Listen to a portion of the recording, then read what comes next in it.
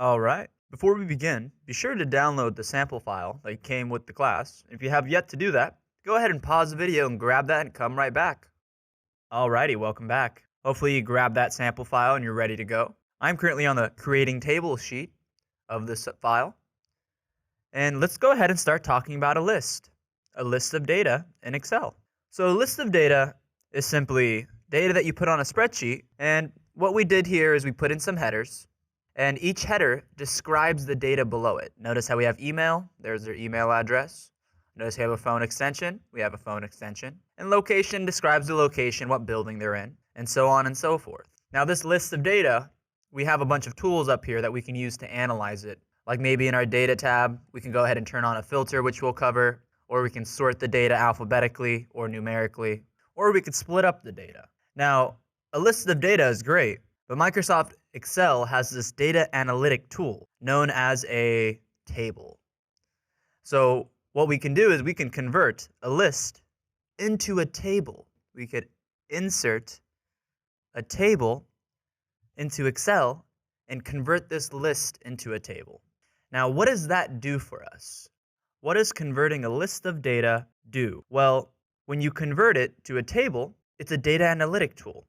You get a set of features that you did not have with the list to analyze that data for yourself. Now, there's several ways you can convert this to a table. More importantly, there's just about two that I'm going to show you. And one's faster than the other, and I just want to show you the difference between the two. So, really quick, in order to convert your list into a table, you should have three properties for your list of data.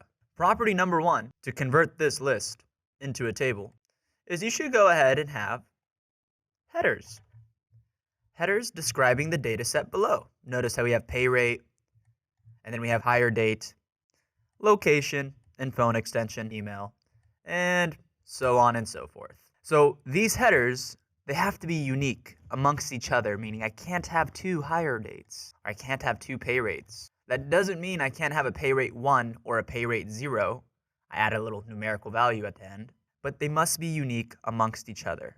Now that's guideline 1, uniqueness amongst the headers. Now guideline number 2, to convert this list into a table, is simply having a unique header compared to the data set. Now what I mean by that is you can't have a header called building 1, because that's part of the data. I can't have a header called Howard. That's part of the data. So that's guideline number 2. You have to have a unique header compared to the data. And just in case you forgot, guideline number 1 was you must have unique headers compared to each and every other header. Now what's the third guideline? The third guideline is simply you have to have a complete data set. No blank cells, so that way our functions and our calculations can come out correctly when we use the table. Now that we have the guidelines, let's go ahead and see how we can convert this list into a table. So just in case you forgot, let's do a little wrap up of those three guidelines. Guideline number 1, we must have headers, and the headers have to be unique compared to each other.